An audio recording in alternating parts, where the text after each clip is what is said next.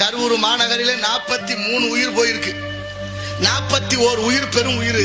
2 கருவுற்ற தாய்மார்கள் வயிற்றுல இருந்த 2 சிசுவையும் சேர்த்து கொண்டிருக்கிறாங்க. எதனால? ஏதாவது இந்திய நாட்டுக்கு சுதந்திரத்துக்கு போராடுறதுனால செத்தாங்களா? இல்ல அந்த நாட்டுல தண்ணி இல்ல, கரூர் மாவட்டத்துல அமராவதி ஆத்துல தண்ணி இல்லைன்னு செத்தாங்களா? இல்ல ரேஷன்ல அரிசி இல்லைன்னு செத்தாங்களா? இல்ல குடும்பத்துக்கு வருமானம் குறைஞ்சு வச்சு பட்னியால செத்தாங்களா? எப்படி நடந்திருக்கு பாருங்க. அப்ப என்ன பண்ணிருக்கோம் நம்ம? ஒரு சமூகத்தை, ஒரு இளம் தலைமுறைய தப்பா வளர்த்து வச்சிருக்கிறோம்னா யார குறை சொல்றது? 10 மாதம் சுமந்து பெற்ற தாய் தந்தையரும் கல்வி கற்றுக் கொடுத்த ஆசானம் தான் வெக்கப்படணும். இப்படி ஒரு பிள்ளைய பெற்றதுக்கு பெத்த வயிற்றுல பிறண்டே வச்சு கட்டணும். ஒண்ணுமே இல்லாத ஒரு நடிகனை பார்க்க சென்று உயிர் விடுவதுவா தர்மம்? அதுவா நியாயம்? நம்ம உயிர் எதுக்கு போகுதுன்னு இருக்கணும்ல, ஒரு காரணம் வேணும்ல.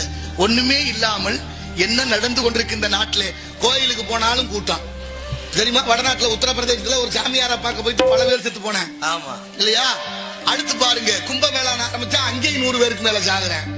இங்க ஒரு ஆளை பார்க்க போனா இங்கே சின்ன பிஞ்சு எல்லாத்தையும் 11 குழந்தைகள் மொத்தம் 19 வயசுக்கு கீழே உள்ள பிள்ளைகளும் அத்தனை பேரும் இழந்துட்டு நிக்கிறமே. ஆனாலும் அதை பத்தி ஏதாவது கவலைப்படுறாங்கன்னு பார்த்தா பூரா அரசியல் தான் பேசுறேன்.